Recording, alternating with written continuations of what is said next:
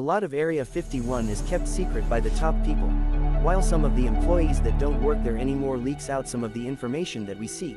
The things you are about to hear might change your perspective of how you see the world and religions. Welcome to Better Than Roswell.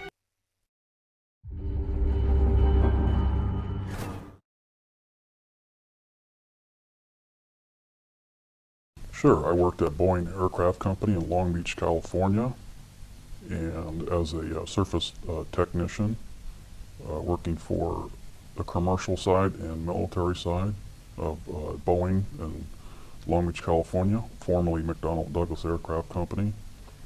And I became interested in ham radio about 1980. And I got my ham radio license.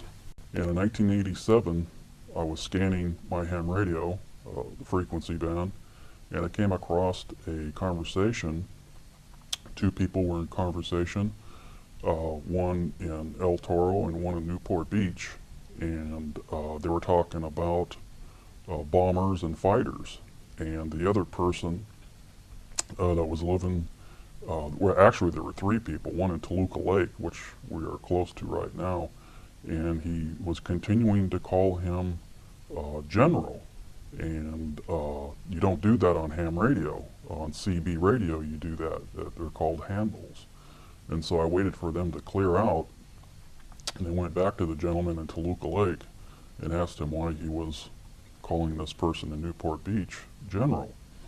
And he told me that he would talk to me about that off the air, in which I had then gave him my phone number, and at the time I was in Signal Hill, and I told him to give me 30 minutes to get home and to call me, in which he did. And he called me and he informed me that the reason why he was referring to the person in Newport Beach as General is because he was a general, and this was 4-star General and Chief of Staff of the Air Force, General Curtis Lemay.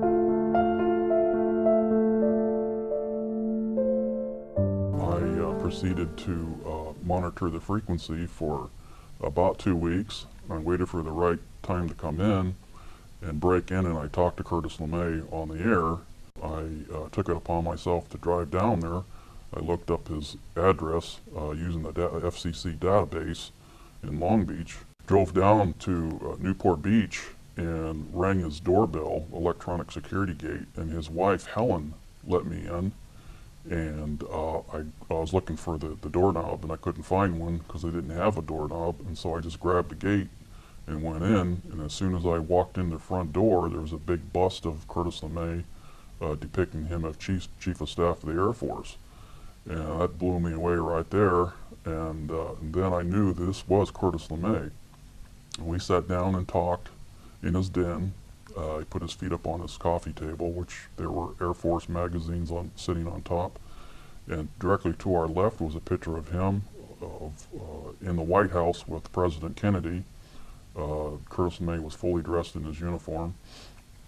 And I asked Curtis Lemay, and I said, Kurt, and I said, when you were in the Air Force, out of the 100% of sightings that came into the Air Force, how many of them were not identified? And he said, out of the 100% that came in, only 35% of them could not be identified. And I asked him, well, why couldn't they have been identified? And he said, because the craft are too damn fast. We can't catch them. In fact, he used some foul language in there too, in his explanation. And then I asked him about the Roswell crash, if that really occurred. And he looked over at me and he shook his head, yes, that it did occur. And I said I was particularly interested in the strange writings that were found inside. And I said, were they ever deciphered? And he said, as far as he understood, they were not deciphered when he was in office. And then I asked him about if he ever knew where these things were coming from. They were point of origin, and and he looked over at me again, and he said, he said, don't give anything to the CIA. He said they want their hands into everything.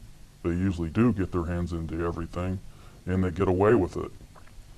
And I said, what about the FBI? And he said, no. And he said that's all wrapped up within the Central Intelligence Agency, and they took it away from him. And he was angry. He was angry about this, and in fact, he became so angry he coughed, and he grabbed his stomach as if his stomach hurt. What I found very interesting about Curtis Lemay is that Senator Barry Goldwater tried to get close to the truth. Of course, that was many years ago, before I met Curtis Lemay. And when I sat down to talk to Curtis Lemay, he was kind of apprehensive to talk to me about what I was asking him about. And so I mentioned that I met the former chief agent of the Los Angeles FBI, Richard Britzing, and he didn't know him, and then I mentioned a CIA agent who I met, whose name is Brett Merrill. He's now passed away. Was living in Long Beach for a while, then moved to Layton, Utah, and then he passed away from cancer. He didn't know this gentleman either, but I told him what they told me, and then Curtis Lemay started to open up and talk about what he told me about Roswell and the crash that had occurred.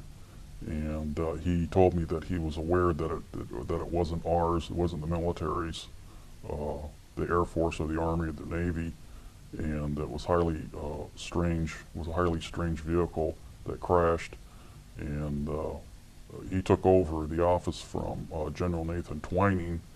Nathan Twining never told him anything either, and apparently Curtis Lemay was not aware of Twining's involvement in Majestic 12. And by the way, Majestic 12 is real. MJ-12 did exist, but it does not exist today. The name was changed. The positions are still the same. Henry Kissinger is very well knowledgeable about what's going on. Henry Kissinger was in the loop, as I was told. And who told you this? a friend of mine that worked at the NSA. He told me this. He saw Henry Kissinger's name on documents. He saw George Bush's name on some of the documents. He was made aware of what's going on in about 1978. Reagan was fully briefed on the alien presence. Reagan told Mikhail Gorbachev of Russia about 75% of what's going on, and then Gorbachev became very, very close to us. I find that highly strange. CNN reporter in Washington, D.C., the second time that Gorbachev came to America, CNN reporter was able to interview Gorbachev and his wife when they got out on the street and they drove the security detail up the wall. And a CNN reporter asked Gorbachev, do you think we should get rid of all of our nuclear weapons? And his wife stepped in and she said, no, I don't think we should get rid of all of our nuclear weapons because of alien spacecrafts. Now, CNN put this story on for the half hour, the CNN headline news, and I heard this and I jumped up and put a blank tape in to record the next half hour. Well, that story disappeared, and you know who did that, who intercepted that. That was the CIA that got involved with that, because I know they were monitoring CNN and all international headlines at that time, and they squashed that, but I heard it, and this tells me that my information is correct about Ronald Reagan, and from my NSA source, and it's just total overkill as far as I'm concerned, and it's just Congress needs to know about this information. The news media will not put the real information on because they still think it's a non-subject until somebody in power, such as the Secretary of State, the director of the administrator of NASA, comes out and says something about that there might be something to it. Well, I had told him earlier about some sightings that I was aware of in Nevada, near Mercury, Nevada, near Tonopah, and he said that the FBI agent his name was Richard Britzing, He's now head of security at the Mormon Church in Salt Lake City, Utah. And he had referred me to the United States Air Force office in LA near the Los Angeles airport, off of El Segundo Boulevard in the 405 freeway, and that they would be interested in hearing reports of close sightings, very close sightings, and even landings of these things. And Curtis Lemay shook his head yes, and the CIA agent, Brett Merrill, told me that he had dealt with the United States Air Force regarding missiles to try to shoot these down when they come into our airspace. That's basically what the CIA agent told me, and he also told the agent told me that the CIA agent told me that he was aware of the situation, and it's extremely classified, but he was aware of what was going on. He was a national intelligence agent. He said that we had several of them in Nevada, over Ely, Nevada, and other portions of New Mexico near Albuquerque. Did he indicate what time frame these events happened? This was in the late 60s and 70s. I've met a gentleman that was in the Army, in the CID, that was involved with several crash recoveries when he was in the CID in 1947, when he was inducted in the United States Army.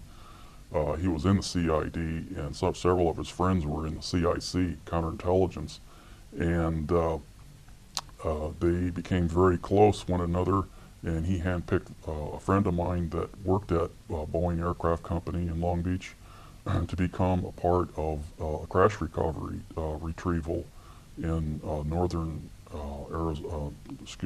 northern New Mexico, and apparently he saw some of the aliens and witnessed the craft, and he was put guard around this crash disc that had crashed, and they gave him a M1 carbine rifle to guard anybody that tried to get close to it, and they were given orders to shoot anybody without authorization. They recalled him on several other crashes. They had to fly him with blackened out windows to several of the crash sites, and some of the crash sites were very putrid to smell, and they had to back up about 45 feet away from the craft to escape the smell. He said it smelled like rotting eggs intermixed with rotting mustard. He said it was just horrible. And this is someone that you knew? Yes, I personally know him. He's still currently alive. Is he still working or retired? Oh, no, he's retired. And do you know his name? Yes, I do. Can you share it? Not at this time. Okay. Did you meet anyone else at Boeing that had been involved in this area? Just one of the security guards that worked there that was working for the Treasury Department, and he left disgusted because of the low pay, and he picked up a job at McDonnell Douglas Aircraft Company because of the better benefits and better pay scale, and he knew people in the Secret Service, and even some of those people in the Secret Service know about the alien connected projects, and that the phenomenon is real. And I found that kind of funny, because of they're not cleared to hear the information. They don't have the classification to hear the information, but yet people in the Secret Service know about it. And I found that kind of hilarious. And I interviewed this security guard at McDonnell Douglas Aircraft Company for about 45 minutes regarding the subject. He was trying to find out where there was one crash that occurred. Occurred in. He believes that from his commander it occurred in the desert of New Mexico, northern New Mexico, and there was another one that crashed in Nevada, near Ely, Nevada, and the other crash, a total of 3. He didn't know where it was because nobody wanted to talk about it, and they were all told to shut up. So when he was on site, he didn't really know where he was because he was flown in on a blackened craft? Yeah, that's correct. They were taken to several crash areas in an aircraft. They were then landed. They were taken by jeep. They were told not to look out the jeep at all, to keep their eyes in one position. They were told not to talk to anybody. They were, in fact, one of the locations, one of the military officers said, he goes, "Gentlemen, we're not here on a Hollywood movie set. This is a highly classified mission. You're not even supposed to talk to your family about this." And they had to sign security oath statements that they would not talk about this for 50 years regarding the crash sites that they were taken to. These gentlemen saw, my friend had seen personally the dead aliens. They had almond-shaped eyes, darkened, rather large head, little bit larger than human head. Their bodies were about the size of about a 9-year-old child. Their hands were, they had 4 fingers, no thumb. He told me they all looked like they came out of a mold because they all looked the same, and their mouths were just a small slit. The typical description that's out in the field: real small ears, no hair in the head, just really strange looking to him. He thought they were probably a part of a genetic research of possibly of the Germans, but the technology that he saw in the craft could not be of German technology because of the fiber optics that were found inside, and some of the slide switches that they had inside the craft that we didn't even have, and nobody else on Earth would have that type of technology. What dates were these? Did he give you any specific or just a general? This was started in 1947. There were more crashes than Roswell. What people don't understand is that there was one in 1948, and there was another one in 1949. The 1949 crash was a rather large craft, and the people inside were a little bit taller. They were about 5'8" tall.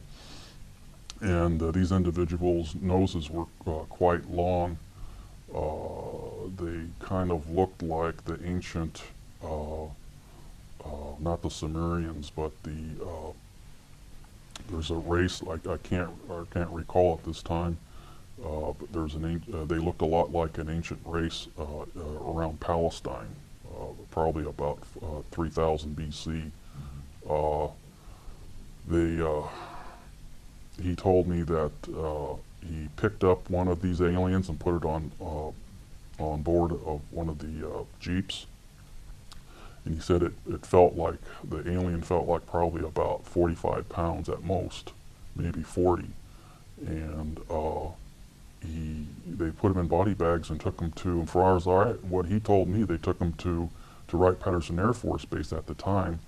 Later they started taking some of them to Colorado and northern New Mexico, and then later on at Area 51 in the late 1960s. All crash debris and technology and anything that had to do with the alien-connected phenomenon all went to Area 51. These craft were circular shaped. They were not chevron shaped, and they were very, very light. 6 people lifted up a 60-foot in diameter craft and put it on a carryall. And he said it was this really strange metal. He rubbed his hand on it, and it felt really smooth, like somebody had just buffed it out with a buffer. Did he indicate how they came to be disabled?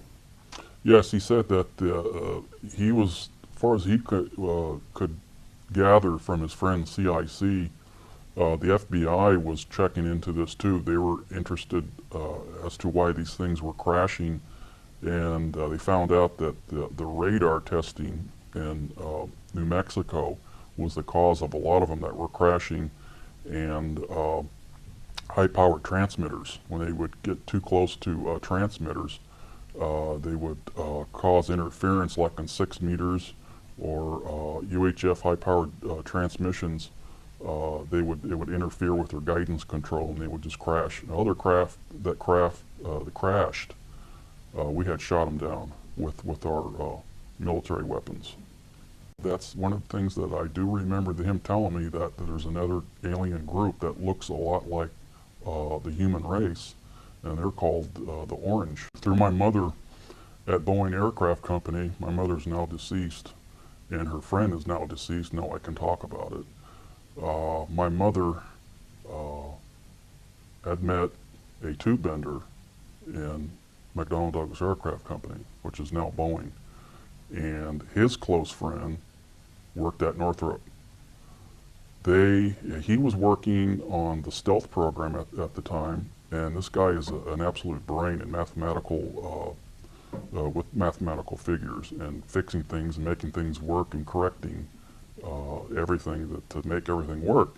The higher ups at Northrup were dumbfounded by this guy, and they recommended him to work with the projects up at Area 51 in Nevada. And apparently he's been working up there for at least 5 years, and they inducted him into the Alien Connected Projects to work specifically on the technology and try to figure out how these things work, to back engineer them.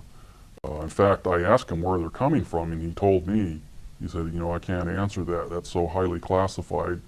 And another reason why he didn't answer it regarding where these things are originating from is that his son is still working within the connected projects, and he didn't want to even talk about it. But he did tell me that he worked on the craft to back engineer them. He's aware of their existence. He knows that I met the Chief of Staff of the Air Force, General Lemay. He told me several times of the testing that took place at Area 51, that some of them come up behind the mountain and they just blink out and disappear. And then they appear about 15, 20 miles away from where he originally saw it within about 20 seconds and just reappear and do that. These are made by humans? No, these are the real things. These are the ones, the craft that he has been working on. And they go. Who's doing this? This is us. This is our military testing these vehicles up at Area 51. And the vehicles were made by whom? By the extraterrestrials. I would like to work up there. And he said, you know, you're better off working at Boeing because it's a very, very restrictive and repressive place to work. And he said, you're better off at Boeing because the security at Area 51, they have security within security, watching other people, their other security people, and it drives them up the wall too, and it drives the employees up the wall, and that's why they have a big exodus up there of some of the employees that work there.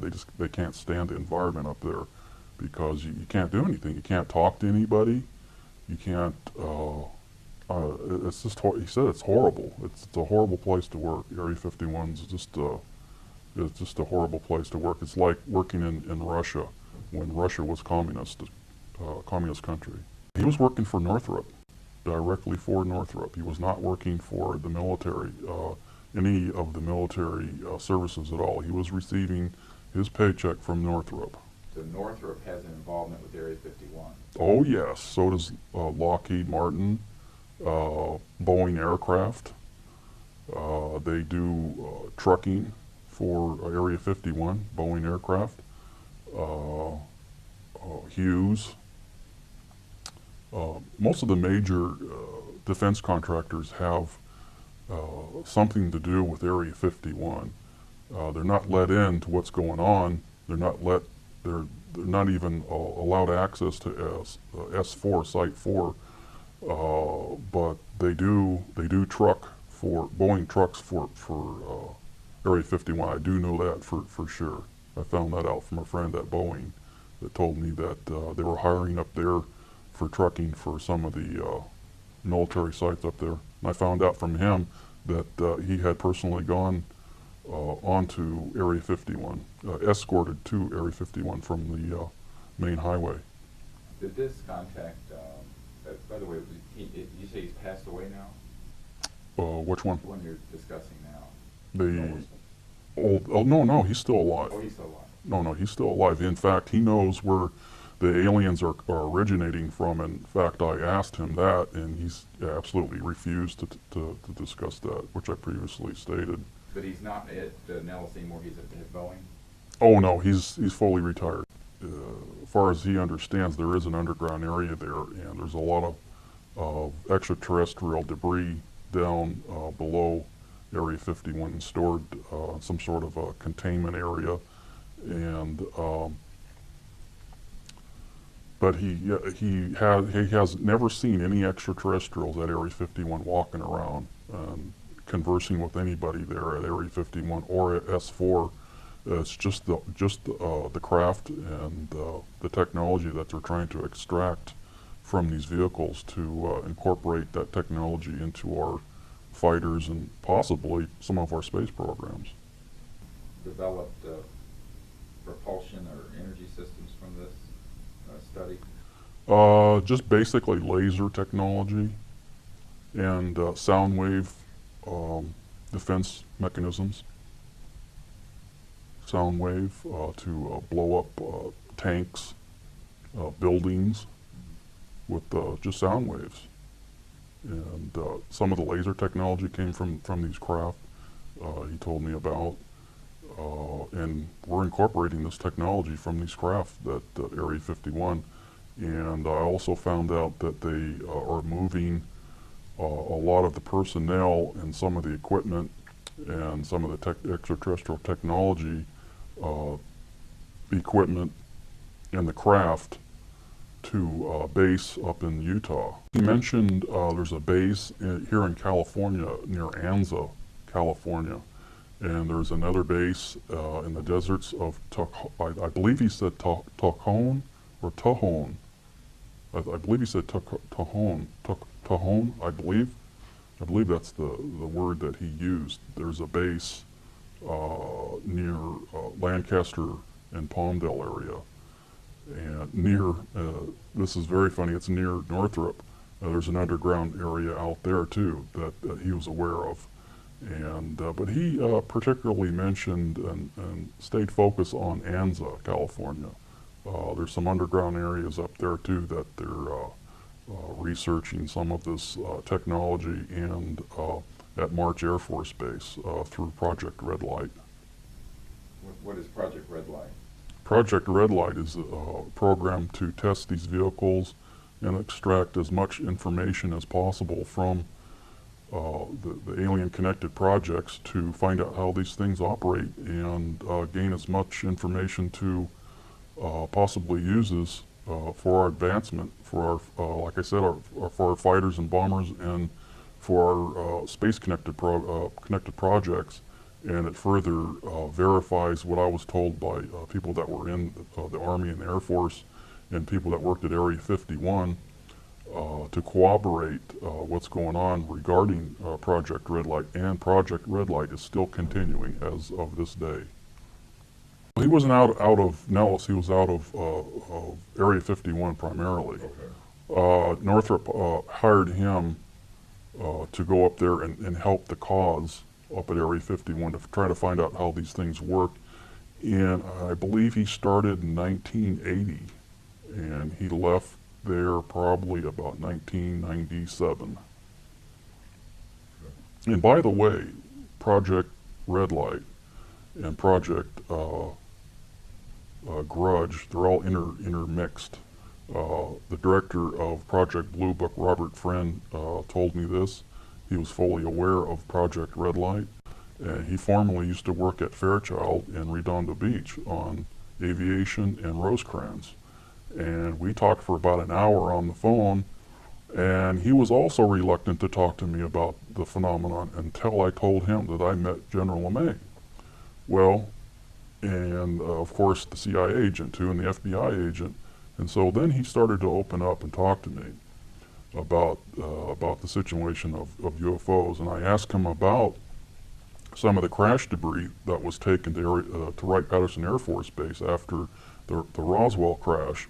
And he had told me that yes, some of the debris and the bodies were taken to Wright-Patterson Air Force Base in Dayton, Ohio, and some of the other stuff were taken to a base in Florida. And that shocked me because I never heard anything about a base in Florida, some of the crash debris being taken to Florida. And then I told him, I know somebody that used to work at the National Security Agency. He had a top secret UMBR clearance, and he also told me about some of the information about the aliens. And then he really opened up and started to release information. And then I said, I understand that you wrote Project Grudge Blue Book Report number 13. And he said yes. And I asked him, I said, where are these crafts coming from? And he told me he didn't even know where these crafts were coming from. All he knew was that the aliens are real. He's aware that they're coming here, they're penetrating our airspace. They're trying to become close to us. The aliens want to become close to us for some reason or another. They want to try to look like us because they know something is coming. What that is, I don't know. We are absolutely 100% aware of what's going on regarding this intrusion into our airspace, and that we're trying to get a lid on this to try to minimize the sightings, to quell the news media and the witnesses that are reporting these sightings to the news media, and to try to draw an interest in this, to try to push for a congressional investigation. And the Air Force didn't want this. They wanted to push this thing under the rug and continue to research this and just get a handle on it and try to get as much information and technology out of these crafts as fast as they could, and to steer the news media off on some crazy idea that these sightings were created by college pranks and balloons and meteorological problems, and they just try to sweep it right under the rug. And this is what Robert Friend told me, that the whole project was to collect as much information as they could, and a lot of the information was siphoned off by the CIA and the National Security Agency and people at ONI, Office of Naval Intelligence. No, just the fact that he had mentioned that there were other agencies clamoring for control, and in fact going right directly to the president to get that control. What he told me regarding the security ramifications were that if their military personnel were to talk about this, they could be court-martialed, or at least threatened to be court-martialed, to get them to back down and to scare them. And other intimidations would be to hold their paychecks back, transfer them to other bases where a lot of people would not want to go to, like Alaska. Well, through my NSA contact, he was in the Army. The NSA is a part of the Army. He was in advanced intelligence gathering. He had a top secret UMBR clearance. He trained at the NSA at Fort Meade, and then they transferred him to a satellite monitoring station, and he had received several transmissions from the Pentagon and from other satellite monitoring stations of the NSA that they were tracking ETVs, extraterrestrial. That stands for extraterrestrial vehicles, and this is the lingo within the NSA. How they communicate back and forth is ETVs. Other military services refer to them as bogies, or a long time ago UFOs. Of course, now they're considered to be flying saucers. He had told me that the NSA is fully aware of the extraterrestrial presence. We've intercepted many of their signals during the 60s, and we were testing transmissions to try to jam their transmissions and to try to communicate with them. And he had told me that He was aware of top secret bases in Colorado that were monitoring the situation. And there is another base in London that is also monitoring the situation regarding the extraterrestrials through MI5 and MI6. He told me that the President of the United States, Jimmy Carter, was alerted to several events that were taking place overseas. He had handled that transmission personally. What he basically told me is that the NSA is fully aware of what's going on in an area called the Puzzle Palace. Carter was brought up to speed regarding some events that were taking place over in Iraq and Iran, where several near misses occurred, and some of the Iranian forces, fighter jets, which we sold to them, United States military aircraft, they chased some of these vehicles, and their instrumentations went crazy. And one of the fighter jets almost crashed, but he pulled away from the object, the huge circular-shaped object, and he regained his control of his fighter jet. And he personally handled that traffic to the Pentagon through the NSA. It was all decrypted. In fact, Jimmy Carter was not brought into the loop. They, for some reason, the group, the control group, they don't trust the guy for some reason. They don't trust Jimmy Carter. They were afraid that he would come out and make statements, blanketed statements to the news media, and they just didn't trust him. They didn't trust Jimmy Carter at all. They left him out of the loop. But he was informed by the chairman and Joint Chiefs of Staff that these events were taking place over in Iran and Iraq, and earlier incidents were taking place, and they're monitoring our war efforts and what we're doing regarding nuclear bombs and other experiments, the aliens. He went in 1974, and he retired, he left the military, the NSA, in about 1985. He said that Henry Kissinger was involved with a study group back in the 50s to study the ramifications of this information if it had leaked through a credible source, what would happen.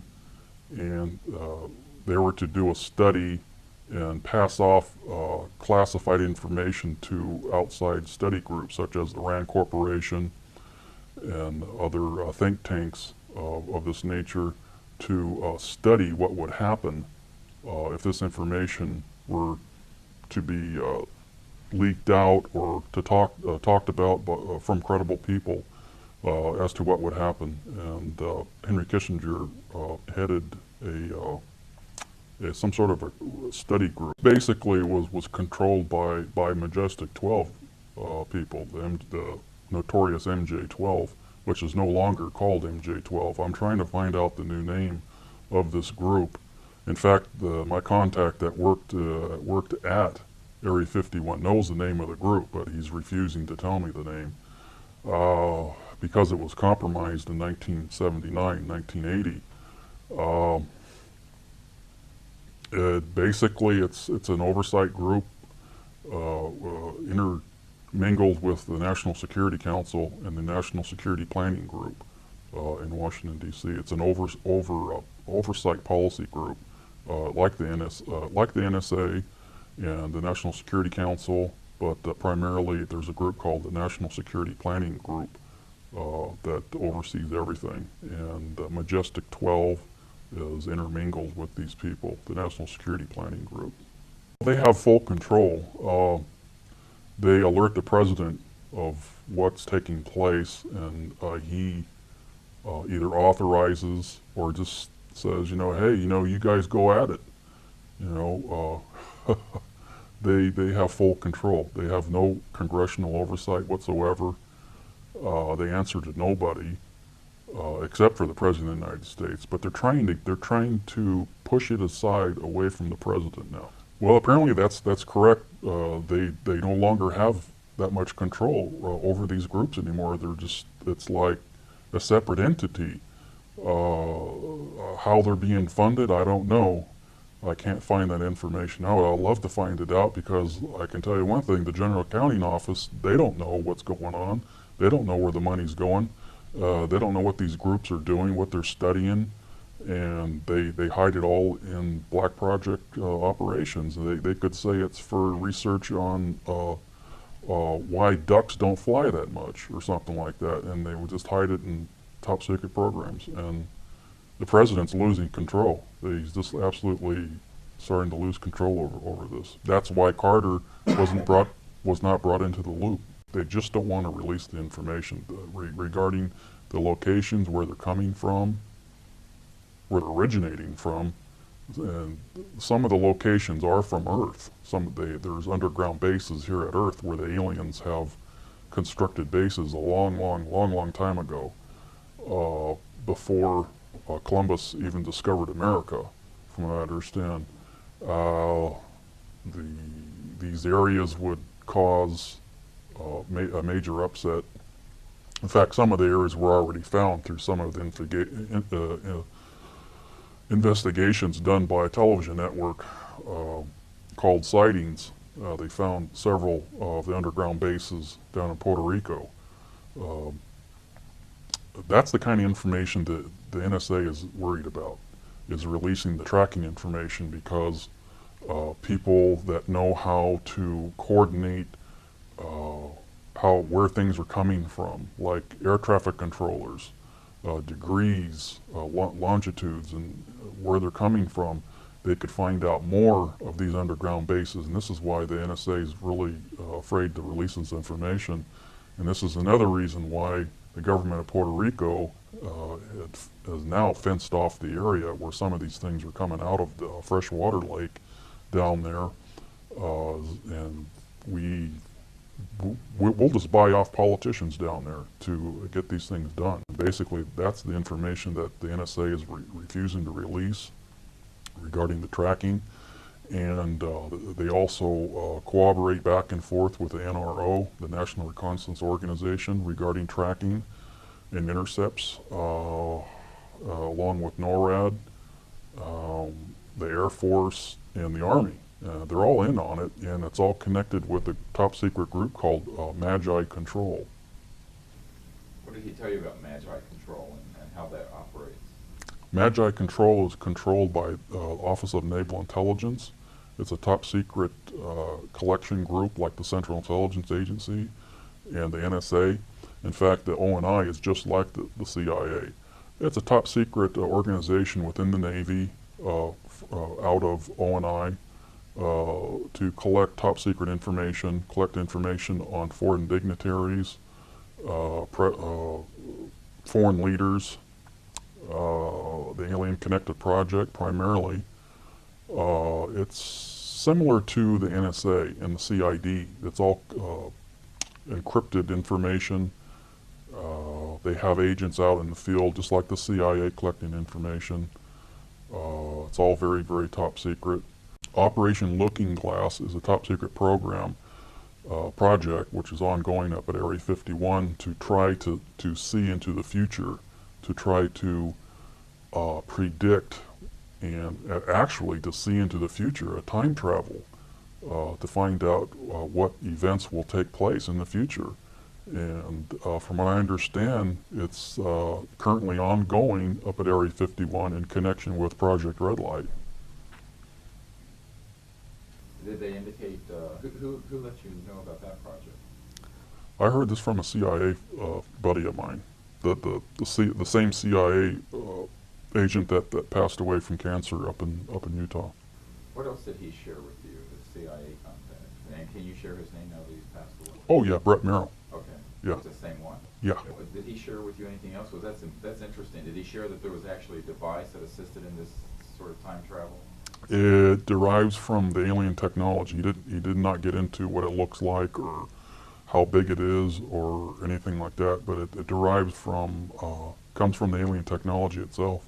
The aliens can go into the future and find out what events will take place many years into the future, and they can also go back in time too. Of course, anti-gravity. Most of the craft operate on anti-gravity and electrogravitic propulsion, and oh yeah, of course, the aliens are at least 4,000 to 5,000 years advanced in our current. Back in 1947, I would say, but we have jumped so fast in our technology, of course, with their help. Back in 1947, the scientists would say, wow, these guys are at least 4,000 to 5,000 years advanced in us, over us. But now, I would estimate the alien, if we would say an F-1 would crash now, without any help to where we're at now, our technology, we would say they're probably about maybe, probably about 400 years advanced over us with technology, without any help from them. If something would crash now, oh yeah, we're just about at the conclusion state right now regarding anti-gravity. That's why these little cute little toys are now coming out that are anti-gravity, like the little top that sits there in air and spins. I'll give it maybe about 15 years, and we'll have cars that will levitate using this type of technology. Oh yeah, we're doing it up at Area 51 right now. It's, some of the stuff that my buddy worked on up at Area 51, who lives now in Pahrump, Nevada, through Northrup. But yes, we're flying vehicles up there right now, and in Utah right now. They had to have them up at Area 51, and they sent them right up there. Gave them the clearance, top secret carve clearance. Bob Lazar would probably recognize that clearance. It's called what? Top secret carve. C-A-R-V-E? Right, to carve a steak or something, or carve a turkey. And oh yeah, he's aware of where the aliens are coming from, where their point of origin are, and he's just refusing to tell me this information. It's just so highly classified. Is he retired now? Oh yes, he's retired. Anti-gravity programs or the extraterrestrial programs? Well, I know that Lytton is, for an absolute fact. Lytton, Hughes Electronics, Optical out here in California, next to the Los Angeles airport. Well, McDonnell Douglas Aircraft Company was at a small level. Now they're at a big level now because Boeing bought McDonnell Douglas Aircraft Company out. I know that Boeing is at least the transportation mode right now, but they will get into the aircraft mode year 2001 to help them out with the projects in Utah and Nevada. In fact, Boeing has an operation in Salt Lake City, Utah right now, so that's not going to be any problem for our government to pull them right in, because they're right in they moved Area 50, most of the stuff from Area 51, at least 35% to 40% of Area 51 to Utah. Just basically those companies, and of course Lockheed and Northrup. Well, primarily people that work at Area 51, if they want a new 4x4, they'll get it. If they want special foods according to their taste, they'll get it. If they want pay increases, they'll get it. They don't have to strike like people working for other companies. You know, for a union or non-union company, they don't have to strike. They'll get it. Yeah, they live like kings. From all of the contacts that I've met,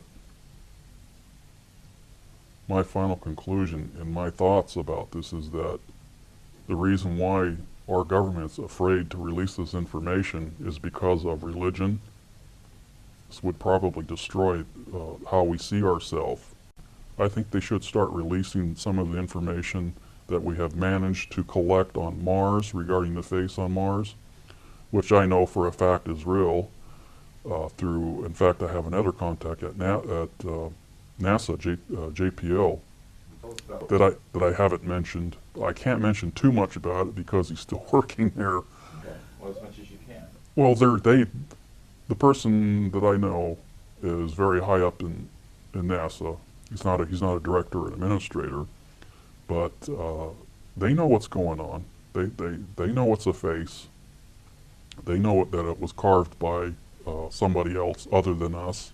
The NASA, JPL, higher-ups and personnel there at JPL, they know for a fact, in the imaging area, they know for a fact that the face on Mars is real, and it was not made by windstorms or trick of lighting or anything like that. They know for a fact that the face on Mars was made from an extraterrestrial race that came here to Earth at about 45,000 years BC and set up civilization here on Earth and went back and forth from Mars to our planet Earth to give us information and to further the race that they created, which is us. This is a shock to the human populace, and I think it's the big reason why NASA and all the governments, especially the United States, are refusing to release this information, because one thing will lead to another, and somebody will come to a conclusion that we were created by an extraterrestrial race that came to this solar system and set the planets in their proper order, which they are now in, and exploded the gaseous planet that which we call the sun. And thus God said, "Let there be light." This would be shocking to everybody here on Earth, and this is what they're afraid of releasing. And that's my final conclusion regarding this investigation and who the aliens are. I really feel that the aliens that were on the planet Mars came here and set up our civilization as we now know it, and they created these gray extraterrestrial aliens to watch